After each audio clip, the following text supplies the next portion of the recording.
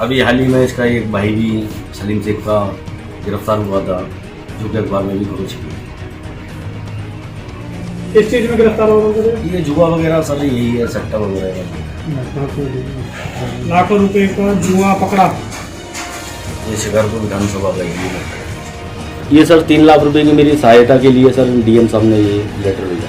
जिस तरीके से सर मैं तो ये कहता हूँ, अगर मैं गलत हूँ तो मुझे भी सख्त से सख्त सजा दिया। आपके ऊपर हमला होता है किसने पता है सर, इसकी जिम्मेदारी कौन है? इसकी जिम्मेदारी सर यही है, जो जिन्होंने सर सबसे बड़ा दुखी तो यही है सर, ये जो मैंने मुख्यमंत्री पोर्टल पर सर शिकायत करी थी, मगर इन्होंने दूसरे नामों से सर जो रिपोर्ट प्रस्तुत करी है, मैं उन्हें सर नमक हराम कहना चाहूँगा, क्योंकि सर ये सरकार का नमक खाती है। प्रेस को जो बुलाने का कारण है, इसमें कुछ आज मैं जो बात कहना चाहता हूँ, इस दौरान ये जो मेरी कार्रवाई चल रही है, इस दौरान अगर मेरी हत्या भी हो जाए तो इन मेरे बयानों को मेरे केस में दर्ज करा जाए।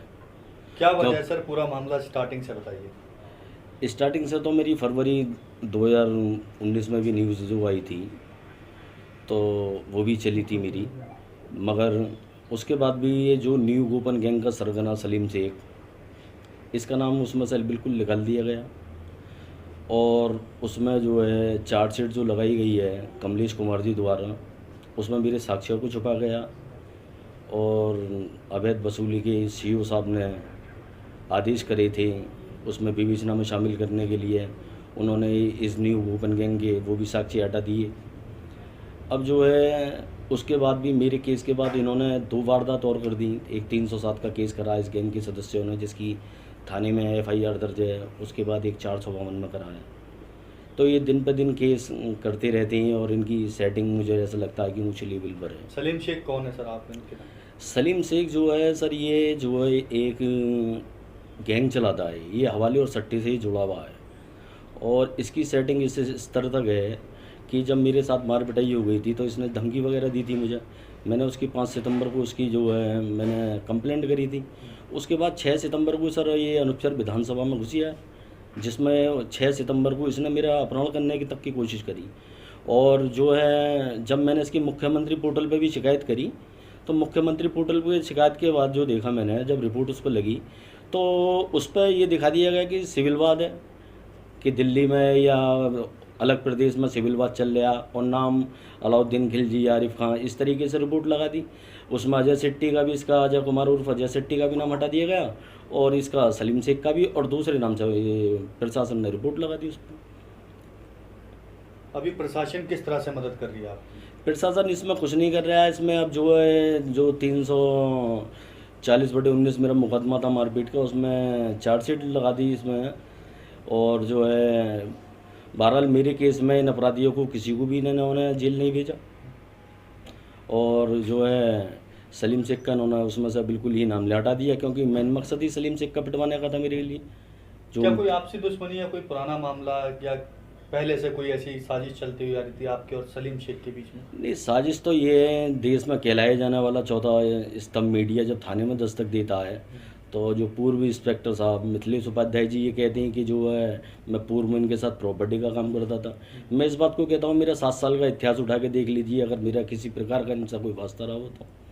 कहीं ना कहीं प्रशासन भी इस चीज़ को कहता है कि आप साथ ही में रहते थे, पहले काम करते थे। नहीं, साथ रहते थे तो कोई भी प्रशासन कहता है या कोई भी नागरिक कहता है तो वो मेरे कोई प्रूफ तो दिखाएं। सर, जिस तरह आप बता रहे बार बार सलीम का नाम ले रहे जी, आखिर ये सलीम किस चीज़ का काम करता था?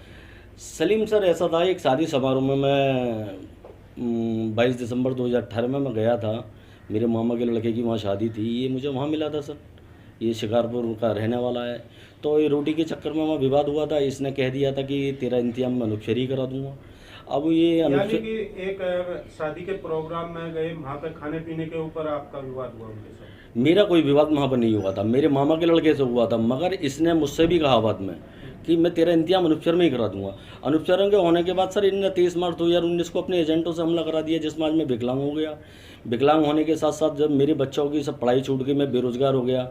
मेन मकसद सर मेरा ये है, जो मैं कहना चाहता हूँ मीडिया की मदद से, शासन प्रशासन की मदद से, सर आज मुझे 6 योजना मिल रही हैं सरकार की तरफ से। दिव्यांग पेंशन मिल रही है सर, और सर मेरा 30,000 सालाना किलोमीटर का किराया फ्री है।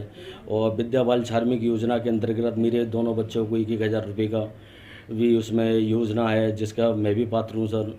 और भी सर 6 लाख रुपए तक की मृत्यु विकलांग होने पर वो भी योजना है।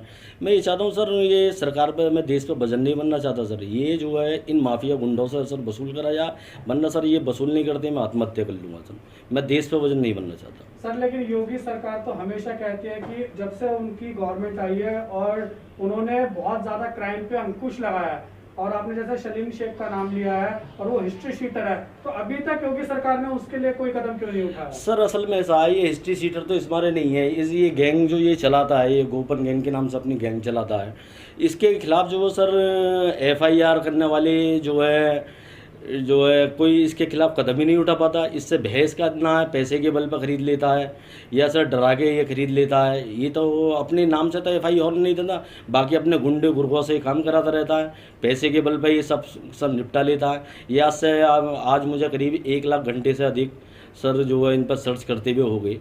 तो इसके बारे में पता लगा सर, ये साधारण रूप से एक कंडक्टर था, स्लेटी पहन के कंडक्टर करते था, साधारण पूरा परिवार था।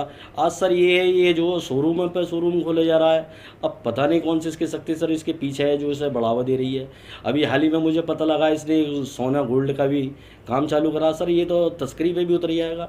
ये आपके द्वारा जो मेरी आवाज़ पहुँचाएगी, इस पर मुझे पूरी उम्मीद है योगी सरकार इस पर एक्शन लेगी। आपने FIR करवाई थी उनके नाम? FIR मैंने कराई है, जिसमें अभी हाल ही में अभी 19 सितंबर में एक जांच का आदेश हुआ है। हो सकता है सर अब इस जांच में मेरी आवाज़ जो आप दिखाएं, तो जो उसमें पूर्व में जो विवेचना हुई है 340/19 में सर, इसमें सारे खुलासा कर दिया जाए इस गेम का। क्या FIR के बाद आपको धमकी दी गई, जैसे कि आपने प्रेस कॉन्फ्रेंस की और आप कह रहे कि मेरी हत्या हो सकती है? हत्या हो सकती है सर, असल में ऐसा है नहीं। हत्या के लिए जो 5 सितंबर को जब मैंने इसकी जो है जब इन्हें धमकी वगैरह दी थी, तो सर इसने जो है 6 सितंबर को अनुपचर विधानसभा में घुसकर सर मेरा अपहरण की कोशिश की थी। वो मेरे साथ एक व्यक्ति थे, उन पर शस्त्र भी था, लाइसेंसी शस्त्र। सर उन्होंने मुझे बचाया था सर, वरना मेरा ये अपहरण करके भी ले जाता।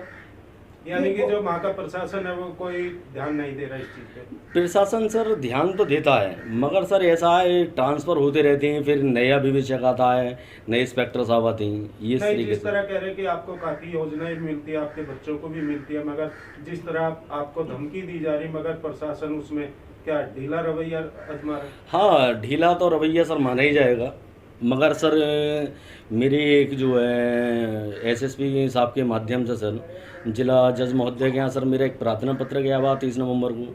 तो सर उसमें भी सुनवाई होती है, जिसमें कि हमें विकलांगता होने पर 2 लाख रुपए की क्षति दी जाती है सर। तो सर ये लोग अगर ये सोच रहे हो कि हम बच गए, इन्होंने सेटिंग कर ली चाहे कमलेश तिवारी जी से या कमलेश तिवारी जी के सहयोगियों से, तो सर जिस दिन मेरी बुलंदशहर की शान जिला जज साहब के यहाँ SDM साहब और SSP साहब मेरी सुनवाई करेंगे, तो सर उसी दिन इनका सब खुलासा हो जाएगा।